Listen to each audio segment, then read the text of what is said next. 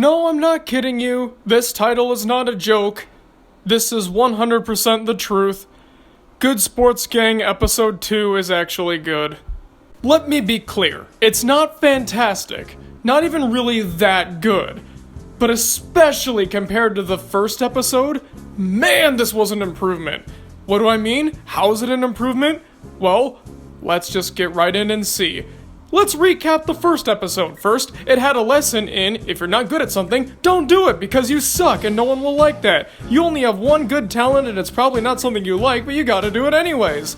The animation was unfinished, the voices were annoying, the characters had no personality, everything was too rushed, and QB and Kurt Warner hogged the entire show. But let me tell you, these issues are either toned down or just outright absent in this one. With the exception of one or two issues that I have. We'll get into that. I really hate to start this off in a downer way, especially given the fact that this episode is apparently actually good, but this is one of the two main problems I have with this thing. You remember how I harped so heavily on the first episode for putting a whole bunch of ads at the end, right before the credits, so that it fills up the runtime? Spoiler alert, this episode does that too, but it does something even worse. It puts ads in the beginning of the episode before it even starts. So before the theme song even starts, we see a preview for the first episode of the Good Sports Gang, as well as their junior spin-off, Baby Good Sports. You want me to review Baby Good Sports? You ever dangle keys in front of your face? You ever dangle keys in front of your face while picturing the keys with the Good Sports Gang's faces on them? If you have, then congratulations, you've seen Baby Good Sports. Review over. Finally, we get into the theme song, and it seems a little different. I think they might have re-recorded a couple pieces of it. Some of the voices sound a little different, and there's some new sound effects. On the whole, not much is really too what? Okay. So I guess the Good Sports Gang spends time just watching their theme song over and over again. You ever think characters like SpongeBob or the Animaniacs cast do that? As they're watching their theme song and the film breaks down, they realize that it's outdated and that they need a new song. Even though it's the second episode, but okay, what's this? Character development? Going slow? Taking time to establish themes and characters? In the Good Sports Gang? I never would have suspected. But your eyes are not deceiving you. They're not jumping right into the plot in minute 1 while establishing 0 personality traits. They're actually slowing down, allowing you to get to know the characters. Slider and Kiki are having a bit of a feud about who can write the best theme song. But that gets called off because they have a brand new TV in the second episode. Okay, well, that's alright, I suppose. And we see more character traits. Wow, I never thought I'd see the day. The characters aren't really super fleshed out, but at least they have characters this time.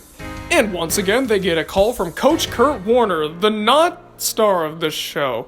Kurt Warner barely gets any screen time in this one. And as I mentioned earlier, that was another issue I had.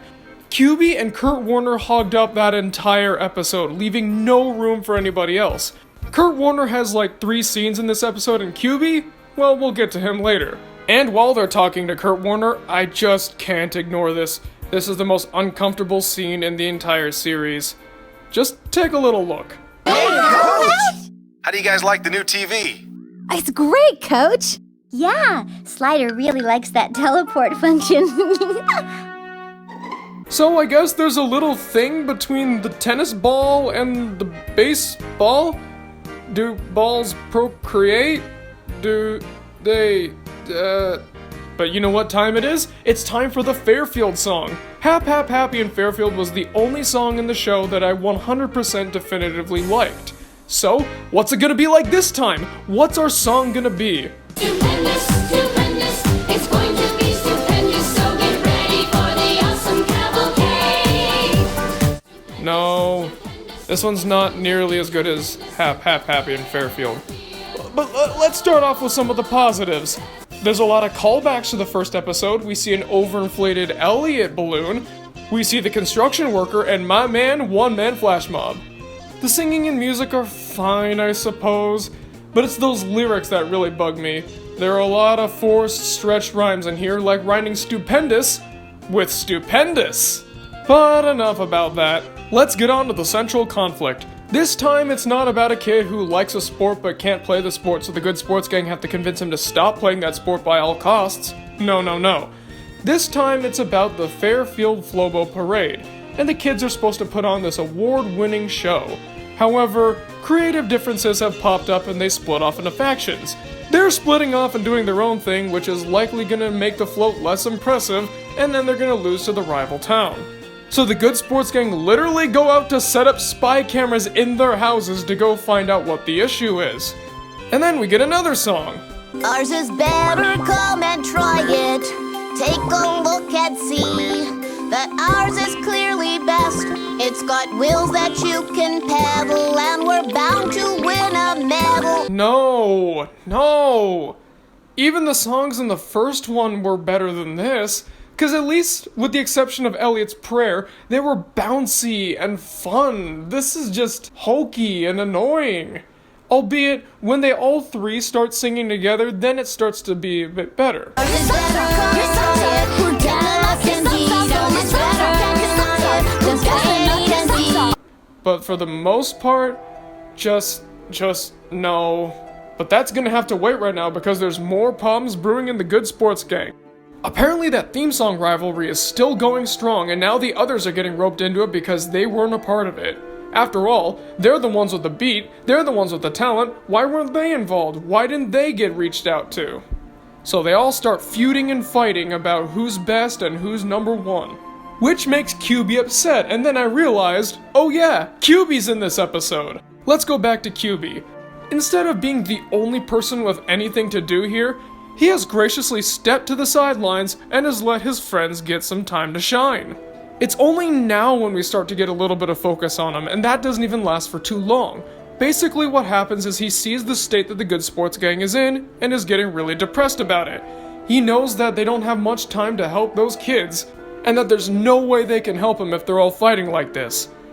Given the fact that the kids are facing the same issues, they're gonna look like a whole bunch of hypocrites if they go out and try to help, which of course, they won't.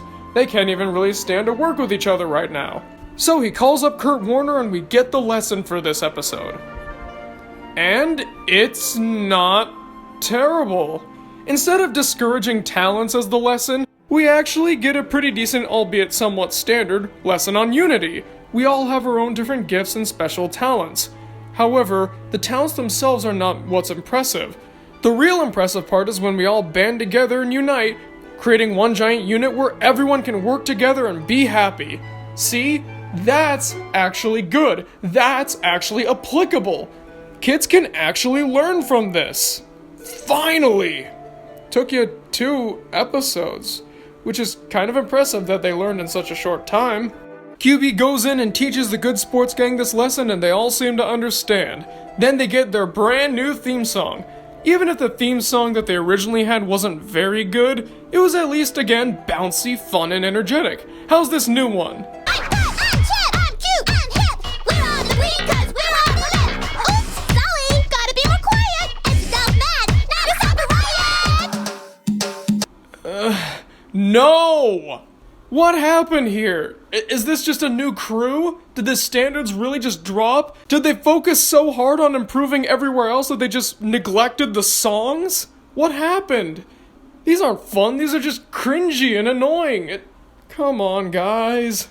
I want Happy and Fairfield back. We all stand together, friends forever. We all got a smile on our face. But now that the good sports gang are one happy family again, they can go out and help the Fairfield kids, which they do by stealing their stuff and putting it in the center of the cul-de-sac. Interesting methods, but this seems to work now that the kids see each other's talent and skill. They finally get an appreciation for what each other can do, and they decide to band together with Could it be that We can see that. Come on. It's like they're taunting me at this point. They're just getting worse. Next day at the parade, we get some more cameos, including one-man flash mob driving a truck. But it looks like the Fairfield kids didn't make it. They worked so hard. Ultimately just to miss the deadline. Oh wait, there they are! and they end up winning first place right on the spot while leading the crowd in another rendition of Together We're Better 'Cause God Made Us That Way. Now it's time for the gang to go home, and then we get bombarded with all these extra features that I know you don't care about, and then the credits, which have the instrumentals for the songs for the first episode, because I guess they knew that the songs in this one wouldn't cut it. And that was Good Sports Gang Episode 2, Together We're Better. A vast improvement from the first one. And this one was actually the reverse reaction that I had. The first time I was so excited to watch this again, only to get disappointed. For this one though, I was actually kind of scared. I was thinking it would be just as bad, maybe even a little worse. Because, I'll let you in on a little secret, I didn't watch this one. No, we only grew up on the first episode, and even then we tried to stay away from it pretty quickly. We got the second one, but we didn't want to watch it. So I never saw it for quite a while. But here it is. And man, is this one better. Let's walk through the reasons. The only things that they really do worse are again the songs and the ad placements. Other than that, everything has vastly improved. Kurt Warner and QB no longer steal the show. In fact, in this episode, nobody steals the show. I guess you could say Kiki and Slider are the main characters. Even then though, everyone else still gets a lot to do. I kinda like that. No real central character, just one unit banding together. And speaking of that unit, it's no longer QB featuring his personality-deprived friends, it's now the Good Sports Gang, now featuring personalities. Let's run through what we got here. QB is still the leader, but he's no longer screamy and loud and energetic. He's actually kind of more subdued. He's still voiced by a lead talker, but he actually has a bit of a deeper voice and a calmer complexion. Aside from QB, the golf balls are probably the weakest characters, being still the precious, adorable little characters. But in addition to them, we have Spike, who is sarcastic and moody. Duncan, who's the strong, tough guy who kinda needs to work on keeping a level head. Slider is the irrepressibly energetic kid. Rowley is wide-eyed and curious about everything.